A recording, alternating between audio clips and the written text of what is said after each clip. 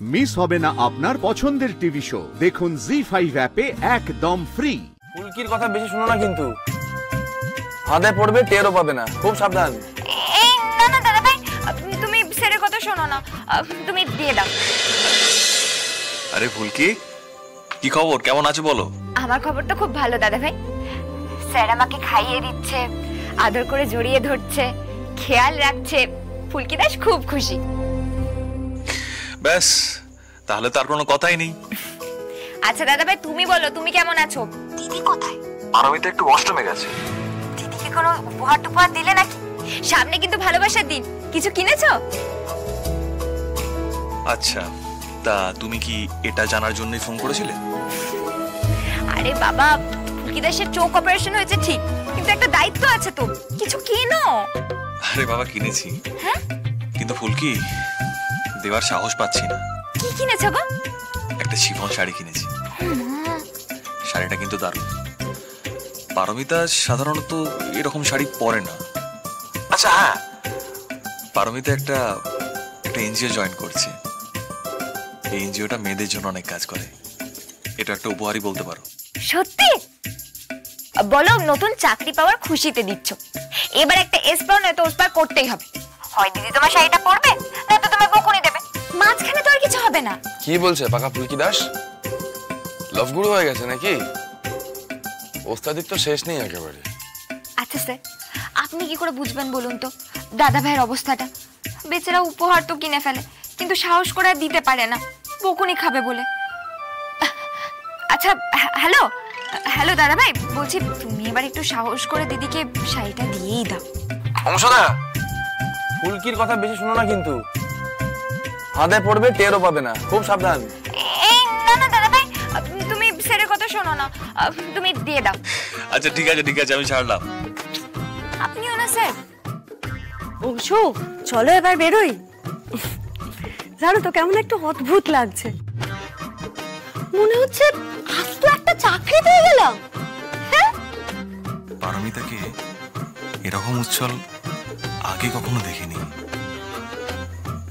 ফুলকি ঠিকই বলেছে, আজ রাতে সাহস করে শিফনটা দিই, ওটা পরে পারমিতাকে অন্যরকম লাগবে। কি হলো? চলো যাই। হ্যাঁ চলো।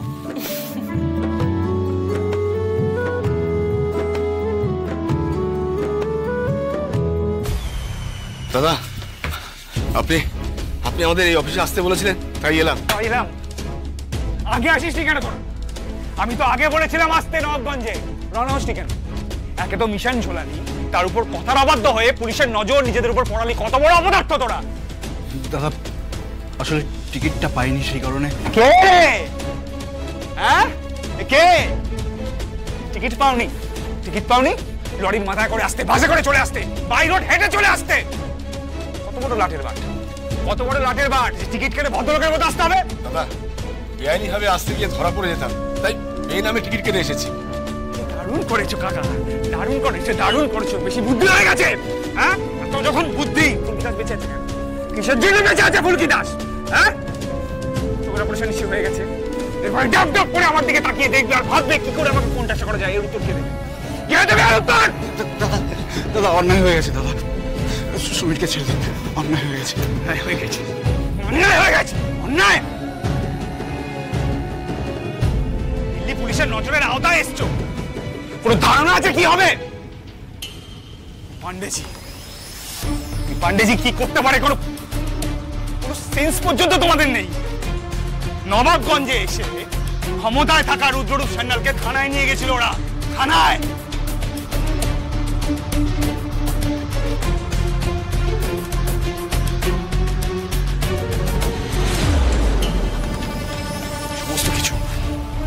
সমস্ত কিছু করিয়েছিল ওই ফুলকি দাস। আর ইনভেস্টিগেশনে সুমন সেনগুপ্ত ছিল, রুদ্ররূপ সান্যালকে পর্যন্ত কোণঠাসা করে দিয়েছিল। আমি কোনো রকমে বেরিয়েছি। এরা পুলিশের নজরের আওতায় চলে এলো। ভালো করে শোন, এখান থেকে বেরোবি, স্ট্রেট ভবনপুরে আড্ডায় ঢুকবে, আমি যতক্ষণ না বলবো কেউ বেরোবি, একদম বেরোবি না। আর তিওয়ারিকে ঠিক কথা বলছিস কিসের জন্য? যেটা বলছি সেটা শোন, ঠিক আছে? এগুলোকে একদম কিছু বলবি না। তিওয়ারিকে গিয়ে বলবি যে আমি বলেছি দলে কেন সব জায়গায় এটা ছড়িয়ে দিতে যে আমি দলের কাছে। বোঝা গেছে? এবারে হ্যাঁ বল। বোঝা গেছে? চল ভাগ এখান থেকে, ভাগ।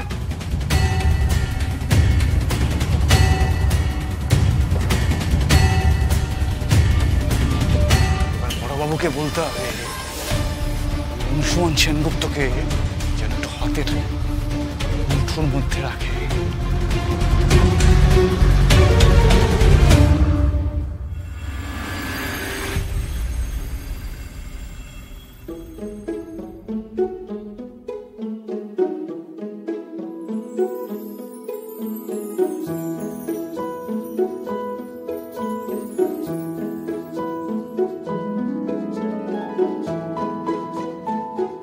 এই নাও তোমার জন্য বাড়িতে তৈরি কফি, ভাল লাগবে। তা এই কফিটা কি তোমার এনজিওতে চাকরিটা করিয়ে দিয়েছি বলে পাচ্ছি? ধরে নাও সেটাই গিফট।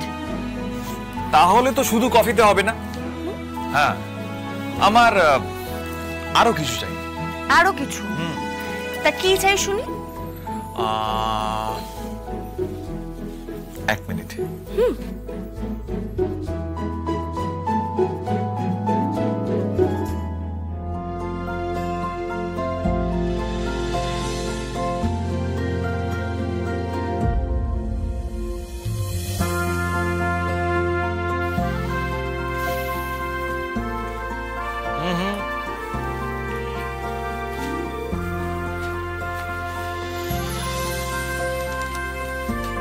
এটা কি?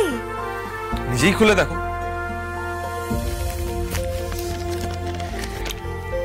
শাড়ি?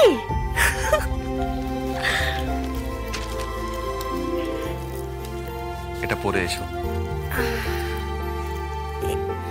এটা এটা কখন কিনলে? আমাকে তো সঙ্গে করে নিয়ে যেতে পারতে। এটা পাল্টানো যাবে না না গো? বেকার বেকার পয়সা নষ্ট। পারমিতা, মানে তুমি এটা কেন পড়তে চাও না সেটা কি জানতে পারি? মানে তোমার কি কোনোভাবে রংটা পছন্দ হয়নি? না না, রংটা তো সুন্দর, কিন্তু এই শাড়িটা তো খুব পাতলা, আমি খুব একটা স্বচ্ছন্দ বোধ করি না। কিছুই না, ওই আর কি। সামনে ভ্যালেন্টাইন্স ডে, সেটা কি মনে আছে না ভুলে গেছো?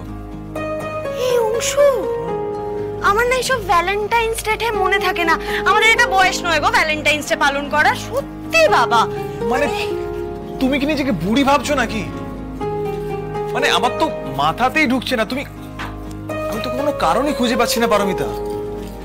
এই সবে আমাদের বিয়ে হলো, আরে একটু তো এনজয় করি। আচ্ছা, আমাদেরও তো ইচ্ছে অনিচ্ছা বলে কোনো বিষয় আছে নাকি?